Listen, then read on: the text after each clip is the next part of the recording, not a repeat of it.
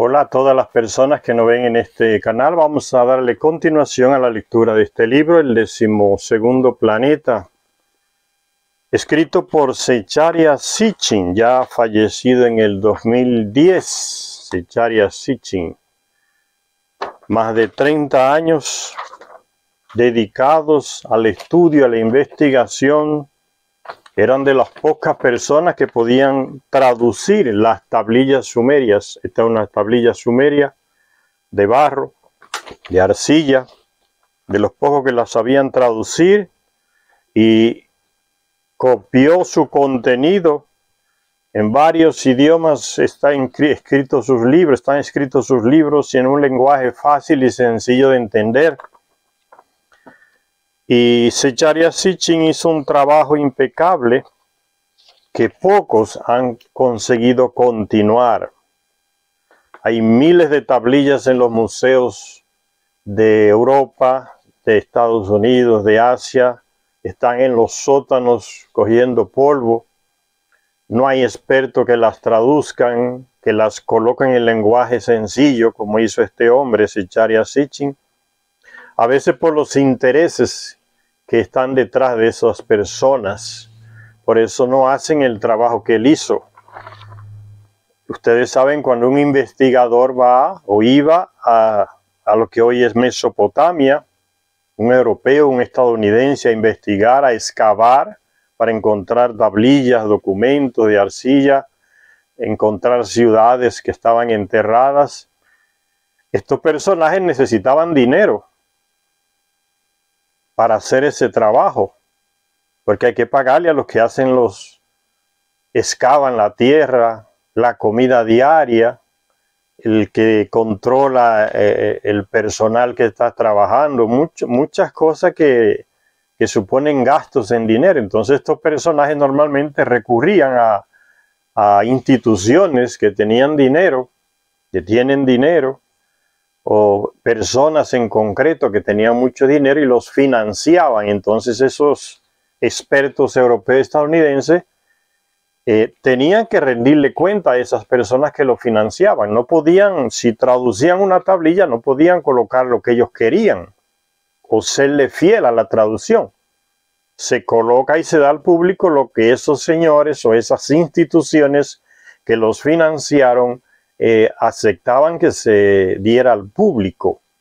Entonces estaban condicionados. Ese es el caso de uno de los más clásicos en este tema de las tablillas, fue un estadounidense llamado Samuel Noah Kramer. Le servía a universidades allá, instituciones privadas, y entonces solo podía traducir lo que esas instituciones le permitían. Si igual sucede hoy con los expertos que saben el hebreo antiguo. Zecharia Sitchin sabría hebreo antiguo, el idioma en el que fue escrito la primera Biblia, el hebreo antiguo, del Antiguo Testamento. Y estos señores traductores, sean rabinos de la religión judía o sean teólogos de la religión católica, no pueden tomar el texto hebreo antiguo y traducirlo como está, literalmente. Esos textos y esas traducciones son pasados por un colador, como decimos popularmente, por esas instituciones, sea la Iglesia Católica o los rabinos, y se le permite publicar lo que ellos quieran, no lo que el investigador consiguió traducir. Y entonces ahí también, por ejemplo, muchas Biblias que ustedes van a encontrar, por eso están todas manipuladas, generalmente todas manipuladas, donde el original hebreo dice nave espacial, el traductor de la Biblia, controlado por esas instituciones, no coloca nave espacial, coloca, por ejemplo, la gloria de Dios. Se le manifestó a tal profeta o a Moisés en el monte, la gloria de Dios. Y Zecharia Sitchin nos dice, en el original dice nave espacial, no dice gloria de Dios. Y él lo puede hacer y traducirla y publicarlo porque él no está condicionado por instituciones privadas que le controlaban el trabajo. hasta cierto punto. Sí fue financiado, ayudado, más que nada por personas particulares, pero no tiene ese control tan grande como esos llamados expertos europeos y estadounidenses hasta el día de hoy. Y él por eso en sus obras, que yo me leí todas las obras de Zecharia Sitchin, en sus obras, Zecharia Sitchin va siempre cuestionando y criticando solapadamente a esos llamados, él le llama, los expertos dicen, y siempre él generalmente coloca, pero lo que yo he descubierto, o sea, él siempre va contradiciendo y denunciando como las limitaciones de esos expertos frente a al mensaje de esas tablillas.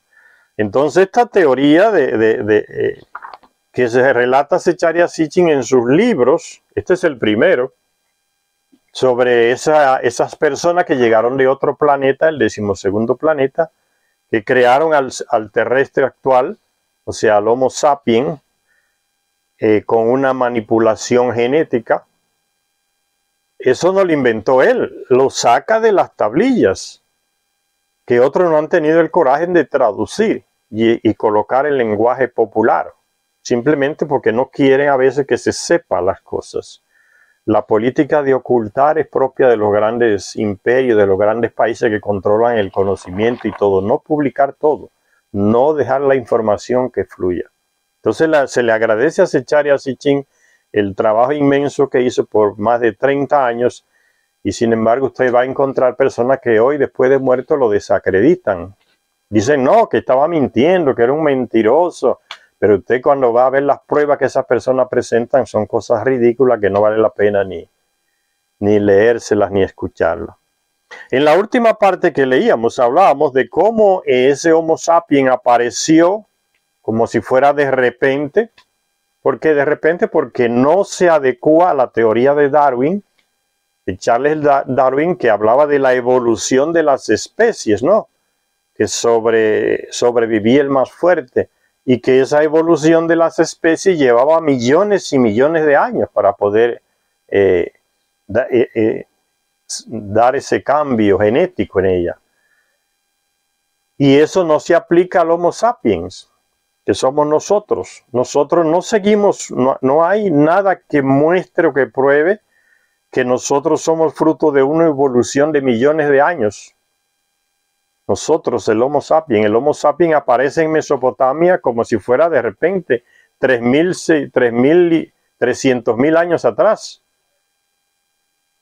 Y los textos sumerios, los expertos, como dice Zecharia Sitchin, no consiguen explicar qué es lo que pasó, porque no se siguió el proceso de la evolución de millones de años.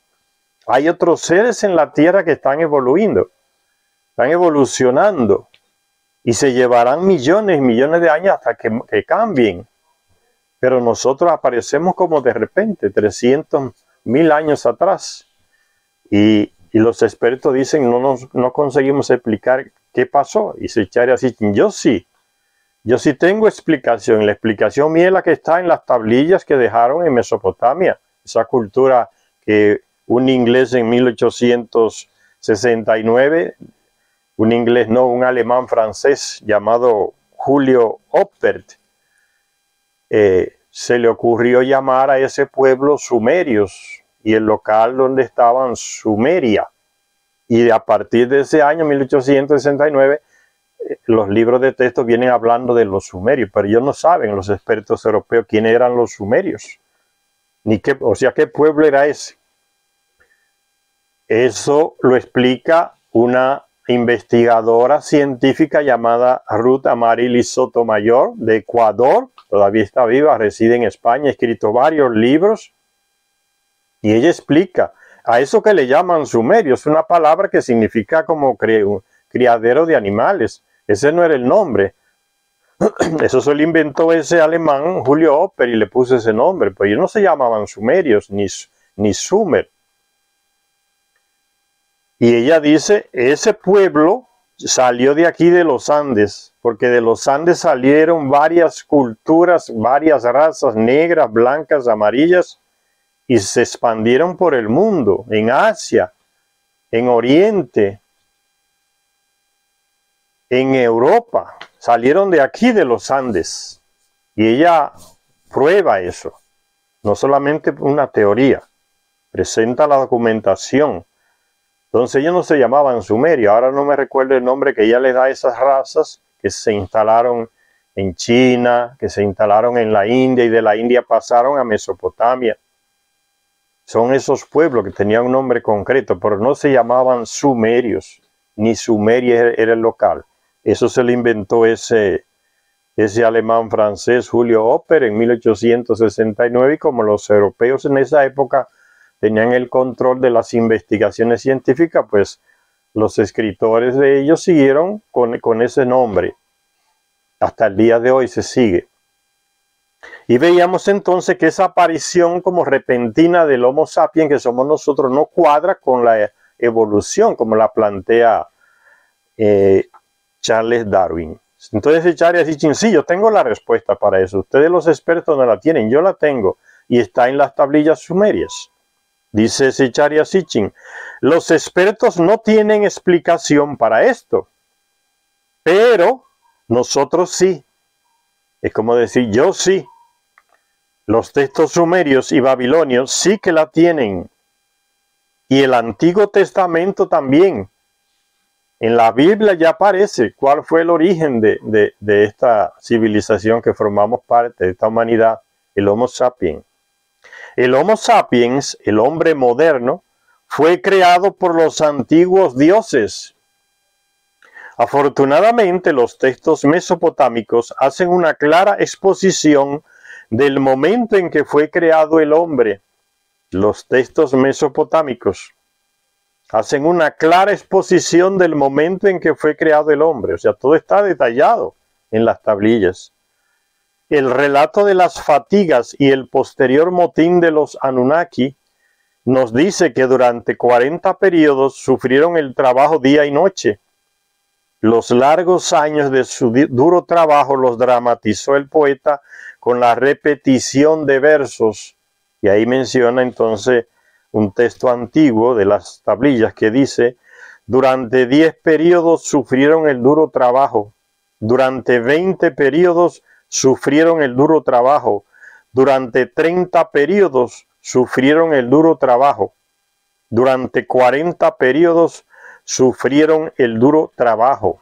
Cuando los dioses trabajaban, hay un texto sumerio que dice, los Anunnaki llegaron aquí, según la información que consigue Zecharia Sitchin en las tablillas, hace más o menos 400.000 años llegaron aquí al planeta a procurar oro para tapar el agujero en la atmósfera de su planeta. Y llegaron y por miles de años, dice 40 periodos, trabajaron ellos. ¿Dónde? En un trabajo horrible, en las minas en Sudáfrica. Dentro de las minas, comiendo tierra, enfermándose. Un trabajo que cansa para caramba y que después de un periodo se rebelaron. Después de 40 periodos se rebelaron y dijeron, esto no lo aguantamos. Y entonces esa rebelión dio fruto a una sugerencia para que se creara un ser que los suplantara en el duro trabajo. Y unos genetistas de los Anunnaki, Enki, su media hermana y su hijo, fue que hicieron ese trabajo. ¿Cómo? Tomaron un ser terrestre que existe todavía y que ellos vieron en las estepas de África, y con ese ser que se parecía con ellos, dice el texto en el libro perdido de Enki, lo manipularon genéticamente, le colocaron los genes de ellos y surgió una criatura más avanzada. O sea, le dieron como un empujón a la evolución de ese ser, que todavía está en estado, diría, muy salvaje, pero que es inteligente, como se verá en la lectura más adelante. Y con ese ser terrestre y con la mezcla del ADN de ellos, crearon ese terrestre civilizado y ese primer terrestre trabajador primitivo, como ellos lo llamaron, que lo sustituyó en el duro trabajo de las minas. Ahí comenzó el descanso de los Anunnaki, cuando fue creado el terrestre. El antiguo texto usa el término MA para decir período. Durante 40 períodos sufrieron el trabajo los llamados dioses, que nunca fueron ni son dioses. El antiguo texto usa el término MA para decir período. Y la mayoría de los expertos, ven, cada vez que se Charles Hitchins dice los expertos, se refieren a ese grupo de especialistas europeos y estadounidenses, que ellos se ven como los expertos. El antiguo texto usa el término MA para decir período, y la mayoría de los expertos lo han traducido por año. El texto dice que durante 40 períodos sufrieron el duro trabajo, el texto en las tablillas, y los expertos europeos estadounidenses entonces traducen como diciendo durante 40 años sufrieron el duro trabajo. Y Charles Hitchins le dice, están equivocados. Pero el término connotaba algo que se completa y después se repite. Para los hombres de la Tierra, un año equivale a una órbita completa de la Tierra alrededor del Sol. Pero como ya hemos demostrado, la órbita del planeta de los Nefilim, Anakim, como dice la Biblia, Nefilim, Anakim, o los Anunnaki, como se dice en los textos sumerios, el planeta de los Nefilim equivalía a un shar. La órbita de nosotros equivale a un año. Yo tengo un año de vida, significa que el planeta dio una vuelta alrededor del Sol. Tengo 100 años de vida. El planeta ha dado 100 vueltas alrededor del Sol. Nuestro cuerpo, nuestro ciclo vital, el ciclo de vida está conectado con las vueltas que da nuestro planeta alrededor del Sol. Y eso pasa con ellos. Un año de ellos es el tiempo que se toma la vuelta de su planeta alrededor de nuestro Sol. Y el planeta de ellos tiene una órbita elíptica. Entra a nuestro sistema y vuelve y se retira a lo profundo, a la estrella muerta donde él gira. Y vuelve otra vez y llega a nuestro sistema solar. Y ese periodo, esa vuelta, le toma 3.600 años de aquí de nosotros. Entonces, esos 3.600 años aquí en la Tierra, para ellos es un año, o sea, la vuelta que da su planeta alrededor de nuestro Sol. Cuando aquí tenemos 3.600 años, ellos simplemente tienen un año de vida, porque están conectados también su ciclo de vida con las vueltas de su planeta alrededor de nuestro Sol. Y entonces dice Charles Hitchins que ese texto antiguo que habla de durante 40 periodos sufrieron el duro trabajo, no se puede traducir periodo como si fuera año, un año de la Tierra, porque está hablando de ellos, que tienen otro ciclo de vida. Todavía ni siquiera habían creado al terrestre ellos. Dice, pero como ya hemos demostrado, la órbita del planeta de los Nefilim equivalía a un shar, o sea, 3.600 años terrestres. 40 shar a 144.000 años terrestres. Entonces 40 shar fue que ellos trabajaron, ellos mismos en las minas matándose, sacando el oro. Y eso significa que pasaron 144.000 años de aquí de la Tierra, metidos en las minas allá en Sudáfrica sacando oro. Después de ese periodo se rebelaron. Después de su llegada, dice 40 sharos, 144.000 años terrestres. Después de su llegada fue cuando los Anunnaki dijeron basta. Si los Nefilim, Anakim o Anunnaki, llegaron a la Tierra tal como hemos concluido hace alrededor de 450.000 años, la creación del hombre, con mayúscula, hombre en su aspecto masculino y femenino, la creación del hombre debió tener lugar hace unos 300.000 años. Los Nefilim no crearon a los mamíferos, a los primates o a los homínidos. El Adán de la Biblia no era el género Homo, sino el ser que es nuestro antepasado, el primer Homo sapiens. lo que los Nefilim crearon es el hombre moderno tal como lo conocemos hoy. Nosotros, el Homo sapiens, con una manipulación genética. La clave para comprender este hecho crucial se encuentra en el relato en el que despiertan a Enki para informarle que los dioses han decidido formar un Adamo y que su tarea consiste, la tarea que le encomiendan a Enki, consiste en buscar la forma de hacer eso. O sea, se decidió en asamblea crear un hombre, el Adamo, o sea, uno que sea aquí de la tierra, para que lo sustituyera en el trabajo. Porque ya dijeron, basta, no vamos a trabajar más, esto es horrible, esto no se soporta. Entonces despiertan a Enki para comunicar la decisión. Y que su tarea consiste en buscar la forma de hacer eso. A todo esto responde Enki, la criatura cuyo nombre pronunciaron existe, dice Enki. Esa criatura existe, dice Enki. ¿Cuál era esa criatura? Él dice en el libro de Enki que la criatura se parece con ellos y que entonces le van a implantar su imagen y semejanza a ese ser, o sea, su ADN. Fíjense la criatura y la criatura es descrita en algunos textos como una persona, cuerpo de hombre normal, pero que tiene mucho pelo y una gran melena, como si fuera un león, que es inteligente, sabe destruir las trampas que se le ponen a los animales, deshacerlas. Esa criatura existe, dice Enki. Dice en el libro perdido de Enki que él vio esa criatura en África, donde él tenía una residencia, en las estepas de África, en las sabanas, como decimos, y que la capturó. Y esa fue la criatura que fue manipulada para injertarle la genética de ellos, de los Anunnaki. La criatura cuyo nombre pronunciaron ustedes existe. O sea, no tenemos que crearla, sino manipularla genéticamente.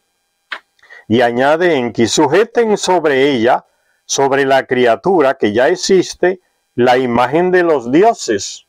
Por eso Enlil, que era el comandante en jefe, le reclama a Enki que no está de acuerdo con eso. Porque eso sería como jugar a ser Dios. Fíjense, una idea que sigue hasta el día de hoy en muchas religiones, que cada avance científico, manipulación genética, ahí vienen los jerarcas de la iglesia a querer decidir, no, que eso va en contra de la voluntad de Dios, que eso es jugar a ser Dios. Miles y miles de años este hombre dijo eso antes que fueran creados los terrestres, en Lil. El mismo argumento, que no podemos jugar a ser Dios, es el trabajo de... ellos no creen en Dios, ellos creen en el creador de todo. Dice, no podemos hacer el papel del creador de todo, decía Enlil. Y Enki tuvo que explicarle, la hermana de Enki también, es que no se trata de eso, ya existe la criatura.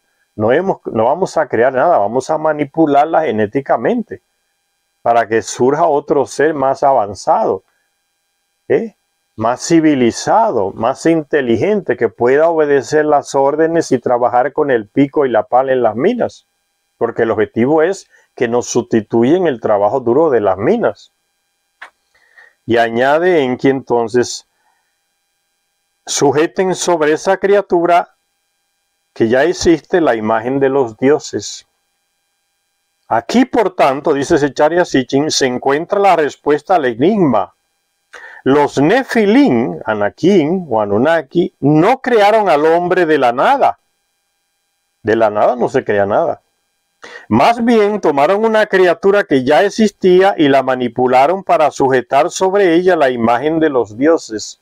Sujetar sobre ella, o sea, introducirle la genética de los Anunnaki a esa criatura. Eso significa sujetar sobre ella. El hombre es el producto de la evolución. Recuérdense, cuando aquí se dice hombres con mayúsculas, representando al género femenino y masculino. El hombre, porque ese fue el nombre que le dieron los Anunnaki, vamos a crear esa criatura, ese ser, no es criatura, ese ser nuevo que va a surgir, se le llamará hombre. Entonces está incluido el hombre y la mujer, hombre con mayúscula. El hombre es el producto de la evolución. Pero, dice Zecharia Sitchin, el hombre moderno el Homo sapiens, que somos nosotros, es el producto de los dioses. Pues en algún momento, hacia alrededor de 300.000 años, los Nefilim cogieron a un hombre simio, Homo erectus, y le implantaron su propia imagen y semejanza. No hay ningún conflicto entre la evolución y los relatos de la creación del hombre en la Biblia. O sea, la teoría de Darwin de la evolución no se contradice con la teoría de la Biblia de la creación. Se complementan, demuestra Zecharia Sitchin. Durante muchos años se nos enseñó que se contradecían la teoría de Darwin con la teoría de las iglesias de la creación del hombre. Y se rechazaban. Zecharia Sitchin demuestra que no se contradicen, más bien se complementan. Aquí, por tanto, dice, el hombre es el producto de la evolución, pero el hombre moderno, el Homo sapiens, es el producto de los dioses, pues en algún momento, hace alrededor de 300.000 años, los Nefilim cogieron a un hombre simio, Homo erectus. No fue ese simio que anda enredándose con el rabo en los árboles, no era un hombre que tenía rabo tampoco, no era un simio, dice un Homo erectus. Y le implantaron su propia imagen y semejanza. No hay ningún conflicto entre la evolución y los relatos de la creación del hombre de Oriente Próximo. Más bien se explican y se complementan uno a otro, pues sin la creatividad de los Nefilim, el hombre moderno se encontraría aún a millones de años de distancia de su árbol evolutivo. Si los Nefilim, Anakin o Anunnaki, no hubieran manipulado ese ser que está en nuestro planeta para que surgiera el Homo sapiens, todavía ese ser estuviera evolucionando como está, porque ese ser no se ha extinguido, está. Remontémonos en el tiempo e intentemos visualizar las circunstancias y los acontecimientos tal como se revelaron. La gran etapa interglacial, que comenzó hacia alrededor de 435.000 años, y su clima cálido, hicieron que proliferara el alimento y los animales. También aceleró la aparición y la expansión de un avanzado simio de aspecto humano, el Homo erectus. Cuando los Nefilim observaron toda esta fauna, no solo verían a los mamíferos predominantes, sino también a los primates, entre los cuales estarían esos simios de aspecto humano, ¿ven? De aspecto humano. Y existe la indudable posibilidad de que algunas de esas bandas de Homo erectus que iban de aquí para allá se sintieran fascinadas y se acercaran a observar los objetos ígneos y a los cohetes que ellos veían que surcaban los cielos lanzados por los Anunnaki, que se elevaban en el cielo. Incluso es muy posible que los Nefilim observaran, encontraran e incluso capturaran algunos de estos interesantes primates. Que los Nefilim y los simios de aspecto humano se conocieron es algo que viene atestiguado por varios textos antiguos. ¿Ven? Todo esto lo saca Zecharia Sitchin de las tablillas. Y los llamados expertos europeos y estadounidenses no hacen nada de esto. Los textos están ahí tirados en los sótanos y no los traducen. No los dan a conocer al público. Se parecen, es una mentalidad que hay de esconder las cosas. Usted va a España, al Museo de América Latina, y no lo dejan entrar a todos los lugares a ver cosas que son de aquí, de América Latina. No lo dejan entrar, están prohibidos. Esas cosas que se pudran o se destruyan allá, pero no lo dejan entrar. Y ellos tampoco lo publican y no los analizan tampoco, no lo dan al público. O sea, que se destruya una prueba de lo que tiene que ver con nosotros. Los tienen allá, es la mentalidad. Esconder las cosas de los otros. Y también robárselas, como ya he dicho muchas veces. Que son cosas de otros países, pero las tienen allá. No, ni las devuelven, ni las publican, ni las estudian. Entonces, que los nefilín y los simios de aspecto humano se conocieron es algo que viene atestiguado por varios textos antiguos. Un relato sumerio que trata de los tiempos primordiales afirma: cuando la humanidad fue creada, no sabían nada sobre comer pan, no sabían nada sobre ponerse prendas de vestir, andaban desnudos.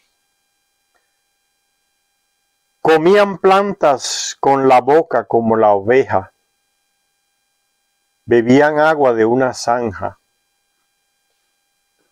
En la epopeya de Gilgamesh, se describe también a este ser humano medio animal. Aquí se nos dice el aspecto que tenía Enkidu, el nacido en las estepas antes de civilizarse.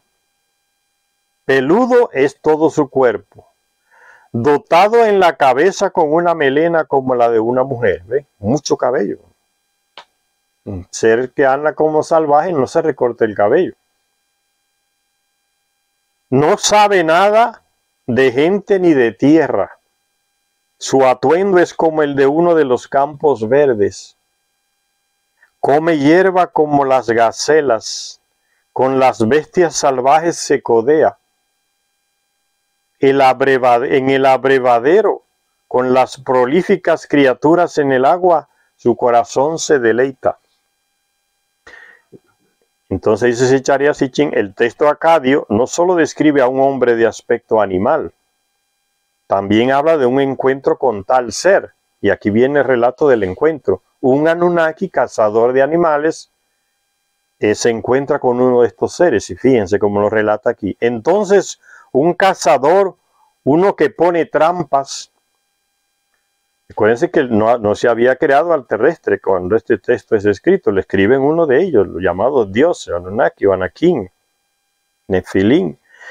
Entonces un cazador, uno que pone trampas, se puso frente a él en el abrevadero. Lo encontró en el abrevadero, algún lugar donde se reunían los animales a tomar agua.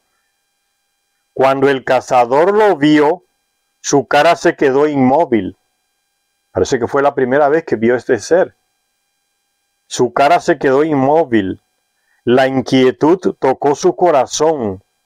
Su rostro se ensombreció, pues la angustia había entrado en su vientre. Es como cuando usted llega y encuentra un ser que no se sabe qué es y se sorprende. Se le aprieta el pecho y hasta se pone nervioso, se asusta. ¿Y qué es esto? El texto acadio no solo describe a un hombre de aspecto animal. En el cazador había algo más que temor. Tras contemplar al salvaje, a ese bárbaro de las profundidades de la estepa, pues ese salvaje se entrometía también en los asuntos del cazador. Dice Zecharia Sitchin, leyendo el texto, y sigue diciendo el texto. Ese ser salvaje rellenaba los hoyos que yo había cavado. Está hablando el Anunnaki que sale a cazar animales. Él rellenaba los hoyos que yo había cavado. Una trampa. O sea, todavía los indígenas usan ese tipo de trampa para capturar animales. Abren un gran agujero, le ponen ramas encima y estacas con punta para que el animal caiga y ellos capturarlo, ¿no? Y esa especie de trampa ya nos viene de este tiempo antiguo. Él rellenaba, ese ser salvaje rellenaba los hoyos que yo había cavado. O sea, sacaba las trampas y le echaba tierra al hoyo, así ningún animal iba a caer de nuevo. Para eso hay que ser inteligente. Tenía una inteligencia, o tiene. Él rellenaba los hoyos que yo había cavado. Desmontaba las trampas que yo había puesto. Para desmontar una trampa hay que tener una inteligencia, porque la colocó una inteligencia esa trampa. Las bestias y las criaturas de la estepa él había hecho que se me escaparan de entre las manos. Les saboteaba el trabajo del cazador. Fíjense la inteligencia. Sabe deshacer las trampas que el cazador inteligentemente prepara para capturar los animales. Le rellena los hoyos que hacía, le echa la tierra de nuevo y lo tapa para que el animal no caiga ahí. Y eso lo descubre ese cazador Anunnaki. No podemos pedir una descripción mejor de un hombre simio, un nómada vagabundo, peludo, que ni sabe de gente ni de tierra, vestido con hojas, como uno de los campos verdes, dice el texto antiguo, comiendo hierba y viviendo entre animales. Sin embargo, no carece de cierta inteligencia, y ese ser salvaje era masculino y femenino para poder reproducirse. Dice, sin embargo, dice Zecharia Sitchin, no carece de cierta inteligencia, pues sabe cómo desmontar las trampas y rellenar los hoyos del cazador, que el cazador prepara para capturar los animales. En otras palabras, protegía a sus amigos animales, evitaba que fueran capturados por los cazadores alienígenas. O sea, los Anunnaki que estaban aquí son de otro planeta. Alienígena significa de otro planeta. Se han encontrado muchos sellos cilíndricos que representan, hechos de arcilla, que representan a este hombre simio, peludo, entre sus amigos animales. Aquí hay una imagen, está en el centro, aquí, el hombre peludo, este hombre peludo, rodeado de animales. Aquí está en el centro, ven. Todo peludo, como dice, como una mujer, cabello como una mujer, o sea, no se cortaba el cabello, pero fíjense la diferencia, es un hombre con muchos pelos en la cabeza, no tiene todo el cuerpo lleno de pelos. Y aquí están los animales que se diferencian, ¿bien? Ese ser es puro de la tierra, un terrestre que está evolucionando, pero esa evolución va a llevar millones y millones de años. Así estaríamos si no llegan los Anunnaki y lo toman a él, capturan y le introducen la genética de ellos. Fíjense el ser, lleno de la cabeza, no se corta el cabello ni la barba ni nada, pero es un ser humano, mírenlo ahí, el cuerpo de un ser humano, no es de un mono con rabo, de un simio con rabo. Rabo tienen los animales, ve, aquí se ve el rabo de las bestias, ve, son bestias. Él no es una bestia, aquí se ve la bestia con sus rabos, miren, ¿están viendo? Él es diferente, solo que tiene mucho pelo, no se le corta el cabello, como dice el texto. Una cabellera enorme y barba y bigote, todo como que no se lo recorta. Ahora, fíjense lo que se capturó, no sé si fue en Estados Unidos. Lo capturaron este ser y lo tienen, que lo capturaron en una jaula de hierro muy fuerte que él intentó. Fíjense el ser aquí, que ahí tiene 2 metros y algo. Es un ser tremendo y grande. Está en una jaula. Aquí enfrente lo están iluminando los personajes que los capturaron y en el video de donde yo tomé estas imágenes se ve que ellos están todos armados con rifles y le disparan dardos y lo adormecen para poder examinarlo y llevárselo a otro lugar. Este ser, aquí está de espalda, la cámara aquí lo tomó de espalda dentro de una jaula. Fíjense la altura y el cuerpo. Ahora mírenlo aquí más de cerca. Es sorprendente, señores. Fíjense el ser aquí. ¿Qué tiene ese ser de simio? Igual como aparece en la imagen que nos presentó Zecharia Sitchin en el cilindro de miles de años atrás. Fíjense, es un ser, por eso en el libro perdido de Enki, un ser que se parece a nosotros. Fíjense. Deshacía las trampas que le colocaba el cazador a los animales, tapaba los agujeros, tiene inteligencia. El rostro no es de un simio, es de un hombre que está evolucionando aquí en el planeta Tierra, fruto de nuestro planeta. Y entonces no se corta las barbas y la melena como una mujer. Ese ser fue capturado.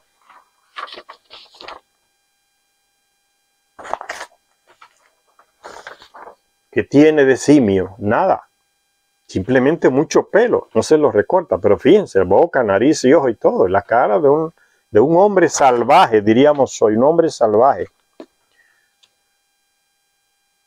Y existe todavía, porque lo acaban de capturar. Yo no sé si fue en Estados Unidos, dónde fue. Me parece que sí que fue en Estados Unidos, porque las personas que estaban ahí hablaban inglés en el video que yo encontré. Se lo llevaron, lo tienen en algún instituto. Entonces, ese es un macho de esa especie que fue capturado. Lógicamente se tiran hembras, colonias grandes de ese personaje. ¿Dónde? El video no dice dónde lo capturaron. Pero ese ser está, es fruto de nuestro planeta. Y va evolucionando, pero llevará millones y millones hasta que sea como nosotros. Y eso es lo que los Anunnaki consiguen. De este ser, manipular genéticamente a este ser y entonces darnos su imagen y semejanza para que seamos inteligentes como ellos, creadores como ellos. Y por eso es que surge como de repente en lo que ese alemán llamó de Sumeria, en Mesopotamia, mejor dicho, creado por ellos. Entonces, los Anunnaki no crearon un ser, porque como dicen que ya existe la criatura. El ser está, no es una criatura, es un ser, ya está. Vamos a darle la imagen nuestra a él, encima de él, como dice el texto. Entonces, ante la necesidad de mano de obra, se rebelaron los Anunnaki del trabajo de 144,000 años trabajando en las minas, extrayendo oro para enviarlo a su planeta. Ante la necesidad de mano de obra y resueltos a conseguir un trabajador primitivo, así se le llamó, el trabajador primitivo, los Nefilim pensaron en una solución a la medida, domesticar al animal adecuado, que era como un ser salvaje. El animal, entre comillas, dice Zecharia Sitchin, estaba disponible, pero el Homo erectus planteaba un problema. Por una parte, era demasiado inteligente y salvaje como para convertirse, así, por las buenas, en una dócil bestia de trabajo en las minas. Así no lo iban a conseguir. Y entonces dice, por otra parte, no se adecuaba realmente al trabajo requerido y usar las herramientas de los Nefilim, el pico, la pala y otros instrumentos para extraer el oro. No se adecuaba. Caminar y doblarse como ellos para poder sustituir a los dioses en campos y minas. Tenía que ser capaz de agarrar y usar las herramientas. Y no era, porque no conocía de eso, no tenía la suficiente inteligencia para eso. Tenía que disponer de un cerebro mejor, no como el de los dioses, pero sí lo suficientemente bueno como para comprender las palabras, el lenguaje humano. A lo mejor no tenía lenguaje humano porque se crecía y se criaba entre animales, entonces no aprendía, no hay referencia para que aprendiese el lenguaje humano. Entonces, un cerebro mejor, no como el de los dioses, pero sí lo suficientemente bueno como para comprender las palabras, las órdenes y las tareas que se le asignaran. Necesitaba la suficiente inteligencia y comprensión como para ser un obediente y útil amelu, o sea, un siervo, un amelu, en el lenguaje caldeo o sumerio. Sí, como las evidencias de la antigüedad y la ciencia moderna parecen confirmar, la vida en la Tierra germinó de la vida en el 12º planeta, así lo confirman los textos encontrados en Mesopotamia en las tablillas. El planeta Nibiru colisionó con el planeta Tiamat que estaba entre Marte y Júpiter, y al colisionar con él le transmitió su mismo ADN. Entonces lo que se produce en Nibiru se produce aquí. Y si usted tiene relaciones sexuales con una mujer de Nibiru, nace un ser normal, no nace un animal. Tenemos el mismo ADN y eso lo hicieron los Anunnaki aquí. Tuvieron hijos con mujeres y crearon familias porque tenemos el mismo ADN, nos lo transmitió Nibiru. Y ellos también trajeron animales de allá, en concreto la oveja, dice el libro perdido de Enki. La oveja fue traída de allá, viva, y también su ADN. Y se reprodujo ahí en Mesopotamia, en los laboratorios que ellos tenían. Y otros animales, y otras plantas, que están todavía en nuestro planeta. Ellos la trajeron. ¿Por qué? Porque tenemos el mismo ADN. Es diferente que si usted tiene relaciones sexuales con un ser de otro planeta que no tiene nada de humano como usted es. Van a hacer algo que no es igual que usted. Pero nosotros tenemos el mismo ADN que los de Nibiru. Porque el planeta de ellos le transmitió a nuestro planeta el mismo ADN. Necesitaba ese ser la suficiente inteligencia y comprensión como para ser un obediente y útil siervo. Si, como las evidencias de la antigüedad y la ciencia moderna parecen confirmar, dice Zecharia Sitchin, la vida en la Tierra germinó de la vida en el 12º planeta. Le transmitió su ADN a la Tierra. La evolución en la Tierra debió avanzar del mismo modo en que lo hizo en el 12º planeta. Y en el libro perdido de Enki, la media hermana de Enki dice que cuando ella vio este ser, sobre el cual iba a trabajar la imagen de ellos, o sea, a meterle su genética, ella misma dijo, nosotros en Nibiru a lo mejor fuimos así. Millones y millones de años atrás, que ya no se pierde en el tiempo, pero como está evolucionando este ser, igualito resultaría con nosotros allá en Nibiru. Entonces, si usted se pregunta, ¿y quién creó a los de Nibiru? Evolucionaron por el ADN del planeta. Como ese ser aquí también está evolucionando. Pero pasarán millones en que sea un ser inteligente como nosotros. Dice, indudablemente, dice el texto, dice Zecharia Sitchin, tuvo que haber mutaciones, variaciones, aceleraciones y retrasos provocados por las diferentes situaciones locales. ¿Sí? La evolución en la Tierra debió avanzar del mismo modo en que lo hizo en el 12º planeta, dice Zecharia Sitchin. Indudablemente tuvo que haber mutaciones, variaciones, porque allá es Nibiru y aquí es la Tierra. Entonces, cada planeta tiene sus características y ese ADN se adapta a esas características de cada planeta. Entonces, por eso está diciendo Zecharia Sitchin. Tuvo que haber mutaciones, variaciones, aceleraciones y retrasos provocados por las diferentes situaciones locales. Pero los mismos códigos genéticos, la misma química de la vida que se encuentra en todos los seres vivos de la Tierra, tuvo que guiar, fíjense, en todos los seres de nuestro planeta se encuentran los mismos códigos genéticos, la misma química de la vida. ¿Por qué? Porque todos salimos del mismo ADN. El ADN que Nibiru le transmitió a este planeta. Eso está demostrado científicamente. Eso no lo inventa Zecharia Sitchin. Él simplemente le está repitiendo.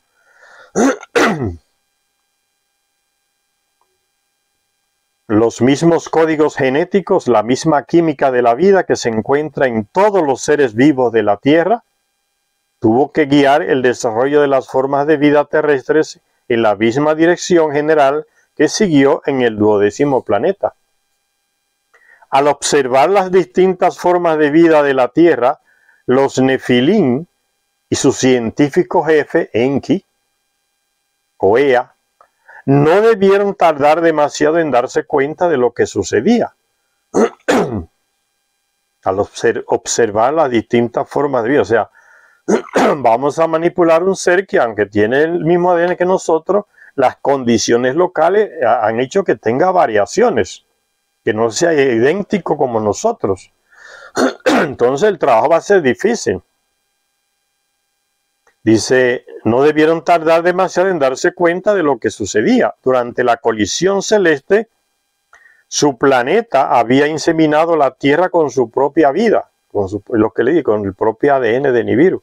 De ahí que el ser que pretendían convertir en trabajador era ciertamente similar a los Nefilim, aunque en una forma menos evolucionada. Lo que necesitaban no era un proceso gradual de domesticación a través de generaciones de cría y selección. O sea, tomar este ser como estaba, femenino y masculino, y comenzar a reproducirlo, a reproducirlo, a reproducirlo. para después comenzarlo a domesticarlo. Y dice, eso no era el proceso normal, no se podía.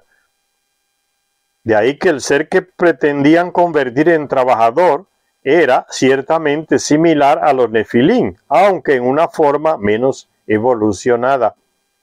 Lo que necesitaban no era un proceso gradual de domesticación a través de generaciones de cría y selección. Eso iba a durar miles de años. Sino un proceso rápido que permitiera la producción masiva de nuevos trabajadores. Lo que estaban esperando en las minas, que se creara ese ser que lo iba a sustituir, no estaban esperando millones de años la evolución de este ser y en que se le enseñara y se le educara para que tomara el lugar de ellos en las minas, en el trabajo. Por ahí no era el camino. Descubrieron los Anunnaki. Lo que necesitaban no era un proceso gradual de domesticación a través de generaciones de cría y selección, sino un proceso rápido que permitiera la producción masiva de nuevos trabajadores. Así, pues, se le planteó el problema a Enki, o Ea, que dio la respuesta de inmediato: imprimir la imagen de los dioses sobre el ser que ya existía aquí en la tierra.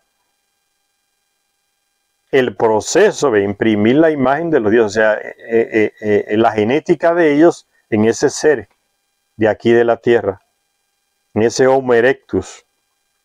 El proceso que ella recomendó para conseguir un avance evolutivo rápido del Homo erectus era, según creemos, la manipulación genética. Por eso es que los expertos, como no aceptan estos textos sacados de las tablillas sumerias, prefieren dejarlas ahí escondidas, que se pudran en el polvo de esos museos, no aceptan esto.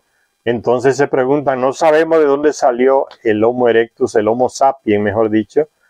No sabemos, salió de repente en Mesopotamia, pero no sabemos cómo fue. Se niegan, la terquedad, la cerrazón de mente, ¿no? Los textos se lo dicen claramente y están ahí en las tablillas, pero no aceptan la testarudez de los llamados expertos, como le dice Zecharia Sitchin. Y eso ha tenido sus consecuencias, ¿no? Gracias que existen personajes como Zecharia Sitchin que traducen las tablillas, saben leer las tablillas y nos dejan este material inmenso para que lo sepamos. Cualquier persona común, con la explicación que estamos dando, puede tener acceso a estos conocimientos de las tablillas sumerias, mesopotámicas, mejor dicho. Ahora sabemos que el complejo proceso biológico por el cual un organismo vivo se reproduce, creando una progenie que se parece a sus padres, se realiza a través del código genético. Ya eso lo sabemos, ya fue clonada la oveja Dolly. Se han hecho otras clonaciones que no se han publicado, pero ya se pueden, ya hay gente que ha aparecido en público diciendo ya tenemos la capacidad de crear seres igual a otros. O sea, genéticamente idéntico, un clon. Eso ya se tiene la tecnología. Entonces dice, ahora sabemos que dice Zecharia Sitchin, ahora sabemos que el complejo proceso es un complejo proceso biológico para gente experta en biotecnología. Proceso biológico por el cual un organismo vivo se reproduce, creando una progenie que se parece a sus padres, se realiza a través del código genético. Ya se descubrió el código genético, aquella cadena en 2 bandas, y ya se conoce.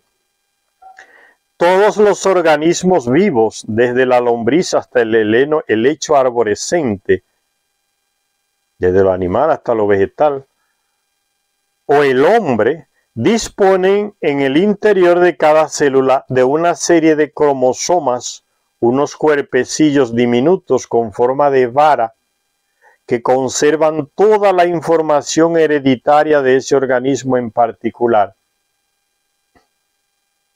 Imagínense, si nosotros lo llegamos a saber ahora, ¿Cómo no lo sabrían los Anunnaki que tienen millones y millones de años avanzados enfrente de nosotros a nivel tecnológico, de conocimiento y de todo? Entonces, si nosotros lo sabemos hoy, eso lo sabían ellos ya millones de años antes. Cuando la célula masculina, el polen, el esperma, sea en el vegetal o sea en el organismo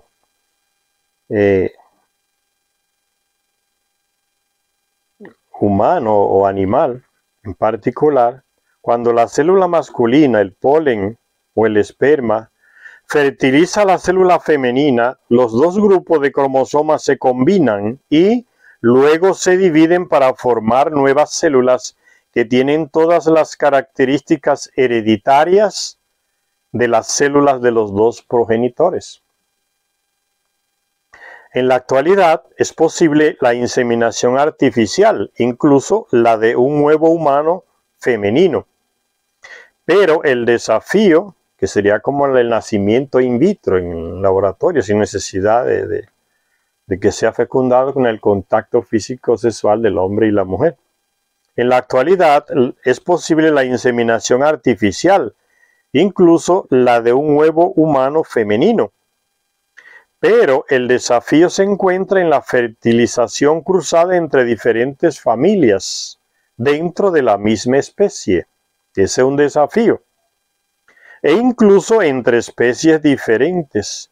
La ciencia moderna ha hecho un largo camino desde el desarrollo de los primeros cereales híbridos, el cruce de perros de Alaska con lobos, perros de Alaska que fueron cruzados con lobos. Ya sabemos que el pitbull es un cruce de perros, diferentes razas, y otros perros que existen son cruces de diferentes razas. El apareamiento artificial de una yegua con un burro, que resulta la creación de un mulo o de una mula, que no se reproducen ellos mismos porque son híbridos, porque fueron el fruto de una unión de dos genes distintos, de dos razas distintas, dos animales distintos. El burro y la mula, o el mulo y la burra, producen un animal híbrido que él mismo no se puede reproducir. O sea, un mulo no se reproduce con una mula, porque él es fruto de un burro y un caballo. Entonces es un ser híbrido, una criatura híbrida. El proceso, dice,